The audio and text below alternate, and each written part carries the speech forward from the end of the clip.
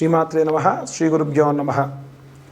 2025 నూతన ఆంగ్ల సంవత్సరం జనవరి మాసంలో వృశ్చిక రాశి వారికి ఎలా ఉందో ఇప్పుడు మనం తెలుసుకుందాం. వృశ్చిక రాశి వారికి సంబంధించి మంచి సత్ఫలితాలే గోచరిస్తూ ఉన్నాయి. ఈ మాసం అంతా కూడా ఆనందకరమైనటువంటి ఆహ్లాదకరమైనటువంటి వాతావరణమే కనిపిస్తూ ఉంది. విద్యార్థులు గృహిణులకు సంబంధించిన విషయంలో ఇతరుల విషయంలో జోక్యం చేసుకుంటే ఇబ్బంది కలిగేటువంటి అవకాశం అధికంగా కనిపిస్తూ ఉంది. దయచేసి మనది కాని పని జోలికి మనం వెళ్ళొద్దు.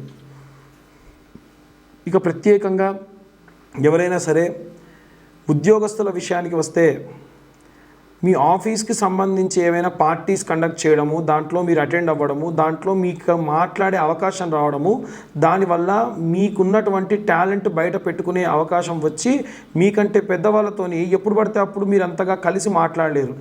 కానీ అలాంటి చోట కూర్చొని మీకు టెక్నికల్ ఇష్యూస్ కూడా సరే ఏమనుకోకపోతే ఒక 2 నిమిషాలు నేను ఈ విషయాన్ని చెప్దాం అనుకుంటున్నా.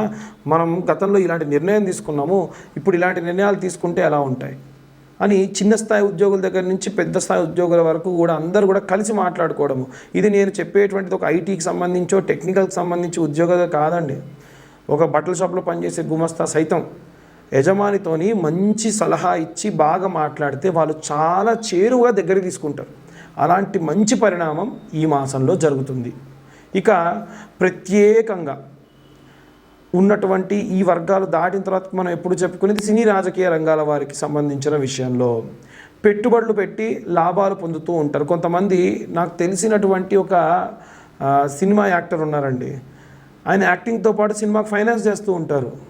ఆయన బాగా డబ్బున్న వాళ్ళు సినిమాలో నటించడం అనేది ఆయనకి ఇష్టము. అలా ఎవరైనా సినీ రంగంలో ఉన్న వాళ్ళైతే మీరు నటిస్తూ లేదా నటిస్తూనే కాకుండా టెక్నికల్గా ఉంటూనే ఫినాన్స్ కూడా సినిమాకి చేసి డబ్బులు గడించే అవకాశం అధికంగా కనిపిస్తుంది. ఇంకా ప్రత్యేకంగా ఈ యొక్క సినీ రాజకీయ రంగాల్లో కూడా మనకంటే ప్రముఖులైనటువంటి రాజకీయ రంగాలు సెంట్రల్లో ఉండేటువంటి వాళ్ళు, ఒక సర్పంచ్ స్థాయిలో ఉన్న వాళ్ళు ఒక స్టేట్ అసెంబ్లీ మెంబర్ని కలిస్తే, ఒక యూనియన్ లీడర్ని కలిస్తే, ఒక చైర్మన్ని కలిస్తే, ఒక ప్రెసిడెంట్ని కలిస్తే, పార్టీ ప్రెసిడెంట్ని కలిస్తే ఎంత ఆనందంగా ఉంటుంది. అలాంటి పరిచయాలు ఈ యొక్క మాసంలో ఏర్పడే అవకాశం అధికంగా కనిపిస్తూ ఉంది. విదేశీయానాలు చేయాలి, విదేశాల్లోకి వెళ్ళేటప్పుడు కూడా చదువు కోసం వెళ్ళాలి, ఉద్యోగం కోసం వెళ్ళాలి, ఎలాంటి రెమెడీస్ పాటించాలి అనేటువంటి వాళ్ళు కూడా కొంతమంది ఉంటారు. కొంతమంది పాపం కోర్టుల్లో అనవసరంగా ఇరికించిన వాళ్ళు ఉంటారు. భార్యాభర్తలు ఇద్దరి మధ్యలో గొడవలు అయిపోయి భర్త ఏదో ఒక 2-3 సార్లు అనకూడని మాట అన్నందుకు వాళ్ళు బాగా మనసులో కోపం పెట్టేసుకొని వాళ్ళకు ఉన్నటువంటి ఆ యొక్క అధికారంతో చేసేటువంటి దాంతో ఏవైనా చేసి, లేదా మగవాళ్ళు ఎవరైనా వీళ్ళ తప్పు లేకుండా మగవాళ్ళు వీళ్ళపైన కోర్టులో కేసు వేసిన సఫర్ అవుతూ బాగా ఉంటారు. మీరు ఏం చేయండి అని అంటే కోర్టుకు వెళ్ళే ముందు దుర్గాదేవికి సంబంధించి ఆరాధన చేసి కోర్టుకు బయలుదేరండి. దుర్గమ్మ మిమ్మల్ని ఎప్పుడు కాపాడుతుంది, మీకున్నటువంటి ఆపదలన్నీ కాపాడుతుంది, అందులో నుంచి బయటపడేస్తుంది. ఎందుకు ఇంతగా చెబుతూ ఉన్నామంటే చాలామంది మాకు ఫోన్ చేసిన వాళ్ళు ఈ ఇబ్బందుల్లో ఉన్నామండి అని చెప్పుకునే వాళ్ళు చాలామంది ఉన్నారు. వ్యాపారానికి సంబంధించి వ్యాపారస్తులందరూ కూడా రోజు వ్యాపారానికి వెళ్ళేటప్పుడు నోట్లో కొంచెం అంతా సోంపు చక్కెర వేసుకొని ఇంట్లో నుంచి బయలుదేరండి. ఖచ్చితంగా నియమం పెట్టుకోండి. సోంపు చక్కెర తిని కొన్ని నీళ్లు తాగి వెళ్ళండి షాప్కి వెళ్ళేటప్పుడు. ఇదొకటి. షాప్ అంతా కూడా మూసేసి, ఆఫీస్ అంతా మూసేసి, మీకు ఏది ఉంటే ఆ వ్యాపార స్థలం మూసేసి వచ్చేటప్పుడు కూడా ఇంత పేపర్ తీసుకోండి. ఇంత పెద్దది ఒక పేపర్, న్యూస్ పేపర్ సన్నగా ఒక గొట్టంలా చేసి వెలిగించి కుడి చేత్తోని 3 సార్లు, ఎడమ చేత్తోని ఒకసారి తిప్పి ఆ కాగితాన్ని అక్కడ పడేసి వెనక్కి తిరిగి చూడకుండా ఇంటికి వచ్చేయండి. మీరు ఇది ఎక్కడ చూసుంటారంటే మార్వాడీలు, రాజస్థాన్లో ఉండేటువంటి వ్యాపారస్తులు, గుజరాత్లో ఉండే వ్యాపారస్తులు చేస్తూ ఉంటారు ఇది రోజు కూడా. దీనివల్ల మీ వ్యాపార స్థలానికి సంబంధించినటువంటి నరఘోష, నరపీడితాలు పోతాయి. దానివల్ల శ్రేష్టమైనటువంటి మంచి వాతావరణాన్ని వ్యాపార స్థలం దగ్గర చూస్తారు. ప్రతిరోజు కూడా వ్యాపార స్థలం దగ్గర మంచి వాసన వచ్చేటువంటి అగరబత్తులు కానీ, రూమ్ ఫ్రెషనర్లు కానీ పెట్టండి. లక్ష్మీదేవికి ఎక్కడ మంచి వాసన వస్తే అక్కడ అమ్మవారు తిష్ట వేసుకొని కూర్చుంటూ ఉంటారు. ఇక ప్రత్యేకంగా ఈ యొక్క జాతకరీత్యా ఉన్నటువంటి బుధాదిత్య యోగం వల్ల ఎలాంటి రెమెడీస్ చేసుకోవాలి, ఎలాంటి పరిణామాలు చేకూరుతాయి అనేటువంటిది ఇప్పుడు మనం తెలుసుకుందాం. ఇప్పుడు నేను చెప్పే వీడియో 12 రాశులకి 12 రాశులకి కూడా ఎండింగ్లో వేసుకోండి. 2025 నూతన ఆంగ్ల సంవత్సరం జనవరి మాసం నందు బుధాదిత్య యోగం రానుంది. ఈ బుధాదిత్య యోగము అంటే బుధుడు సూర్యుడు కలిసి ఉండడం వల్ల మన ద్వాదశ రాశులకి, ఈ యొక్క రాశి వారికి కాకుండా 12 రాశుల వారికి కూడా చాలా చాలా అనుకూలంగా ఉండబోతుందని మనం చెప్పవచ్చు. అయితే సాధారణంగా తెలిసినంత వరకు ప్రతి ఒక్క జ్యోతిష్యులు చెప్పేది ఏమిటంటే ఒక 4 రాశుల వారికి బాగుంది, సింహరాశికి, అలాగే కన్యారాశికి, తులారాశి వారికి, వృశ్చిక రాశి వారికి బాగుంది, ఇతరత్ర ఇంకెవరికి కూడా అంత యోగదాయకం కాదు అంటూ ఉన్నారు. కానీ అలా కాదు. యోగం ఉన్న సమయంలో మనం దానికి తగ్గటువంటి పూజాది క్రతువులు, చిన్న చిన్న మార్పులు, చిన్న చిన్న రెమెడీస్ చేసుకోవడం వల్ల అత్యుత్తమమైనటువంటి ఫలితాలు మీరు పొందవచ్చు. అయితే ఏమేం చేయాలి, ఎలాంటి ప్రతిఫలాలు పొందొచ్చు అంటే విద్యార్థులు కానీ, గృహిణులు కానీ, వ్యాపారస్తులు కానీ, ఉద్యోగస్తులు కానీ, ఏదైనా సరే కార్మిక రంగంలో ఉన్నటువంటి వారు కానీ, లేదా ఎవరైనా సరే సినీ రాజకీయ రంగాల్లో ఉన్నవారు కానీ, విదేశాలకు ప్రయాణం అవ్వాలనుకుంటున్న వాళ్ళు, విదేశాల్లో ఉద్యోగం చేయాలనుకుంటున్న వాళ్ళు, విదేశాల్లో చదువుకోవాలనుకునేటువంటి వాళ్ళు, కోర్టు కేసులతో ఇబ్బంది పడుతున్న వాళ్ళు, ఎవరైనా సరే ఈ బుధాదిత్య యోగాన్ని సఫలీకృతం చేసుకోవచ్చు.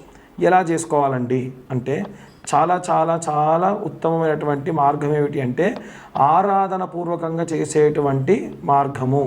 దీంట్లో విద్యార్థులందరూ కూడా చేయవలసింది ఏమిటి అంటే దత్తాత్రేయ స్వామి వారి యొక్క మంత్రాన్ని పఠనం చేయండి.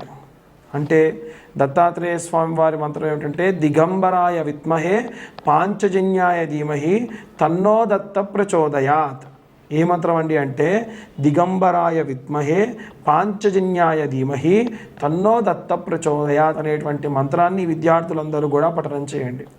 ఇక ఆడవారికి ప్రత్యేకంగా చెప్పేటువంటి ఒక మంత్రం ఏమిటి అంటే ఒకే ఒక్క మంత్రం, అయితే బీజాక్షరాలు చదవకూడదు. చాలా వరకు ఏంటంటే అందరూ బీజాక్షరాలు చదువుతారు, బీజాక్షరాలు అందరూ చదవకూడదు అంటారు. ఒకే ఒక్క బీజాక్షరాన్ని పఠనం చేయడం దోషం కాదు, మల్టిపుల్గా చదువుతారు కొంతమంది. ఉదాహరణకు క్లాం, ఓం, క్రాం, క్రీం, క్రౌం, సహ, క్లీం, హ్రీం, శ్రీం ఇలా 3-4 అక్షరాలు బీజాక్షరాలు కలిపి చదవడం అనేటువంటి కొంతమందే చేయాలి. కొన్ని నియమనిష్టలు ఉన్నాయి. ఆడవాళ్ళు బహిష్టైనటువంటి సమయంలో కాకుండా ఇతరత్ర ఎప్పుడైనా సరే ఈ మంత్రం కేవలం ఒకే ఒక్క అక్షరం ఓం క్లీం కార్యే నమః, ఓం క్లీం కార్యై నమః అన్న మంత్రాన్ని వీలైనన్ని సార్లు పఠనం చేయండి. మీరు వంట చేస్తూ చేసుకోవచ్చు. మీరు సాధారణంగా ప్రశాంతంగా సాయంత్రం పూట అలా కొంచెం ఛాయ్ తాగి డాబాపైకి వెళ్ళి కూర్చున్నారు, ప్రశాంతంగా వాతావరణం ఉందంటే ఒక చాప వేసుకొని కూర్చొని ఓం క్లీం కార్యై నమః అన్న మంత్రాన్ని చదవండి. ఆడవాళ్ళందరూ చదవచ్చు, కేవలం బహిష్టైన సమయంలో మాత్రమే చదవకూడదు. ఉద్యోగస్తులు, వ్యాపారస్తులు, ఏ రంగంలో ఉన్న ఆడవారైనా సరే ఈ మంత్రాన్ని చదవండి. చాలా చాలా చాలా ఉత్తమమైనటువంటి ప్రతిఫలం దక్కుతుంది. అలా ఎలా చదువుతారండి ఆడవాళ్ళు బీజాక్షరాన్ని అంటే పేర్లు పెట్టుకోవచ్చే మనం. పేర్లు పెట్టుకోవడానికి లేని దోషము మంత్రం చదవడానికి ఎక్కడదండి. కాబట్టి ఎటువంటి తప్పు లేదు. అసలు మీరు పూజ చేసేదేమో శ్రీమూర్తి దేవతలనా, కానీ మంత్రం మాత్రం ఆడవాళ్ళు చదవకూడదా? ఎక్కడ న్యాయం?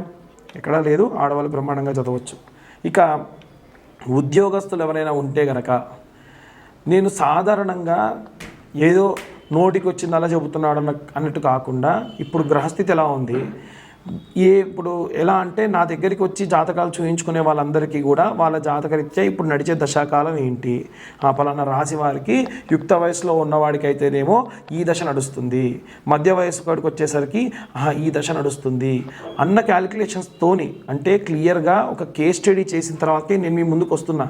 చాలామంది అడుగుతూ ఉంటారు, ఎలా చెప్తారండి మీరు అలా మాస ఫలితాలు, అలా రాశి ఫలాలు ఎలా చెప్తారు, అలా చెప్పకూడదు కదా అంటే దానికి ఒక నిర్దిష్టమైనటువంటి కొలమానంతోనే చెబుతున్నాను, మళ్ళీ చెబుతున్నా.